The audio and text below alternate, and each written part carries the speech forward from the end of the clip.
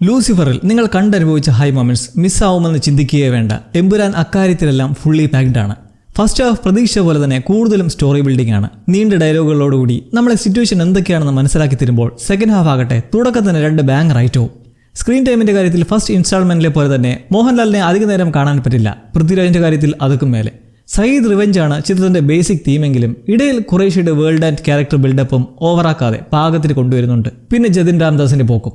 Violence. Trailer break ഡൗണിൽ പറഞ്ഞ പോലെ തന്നെ നമുക്ക് ഉൾക്കൊള്ളാൻ പറ്റാത്ത രീതിയിലുള്ള അക്രമമാണ് കാണിക്കുന്നത്, പ്രത്യേകിച്ച് സ്ത്രീകളോട്. അതും കുറച്ച് സമയത്തേക്ക് മാത്രമാണെങ്കിൽ പോലും.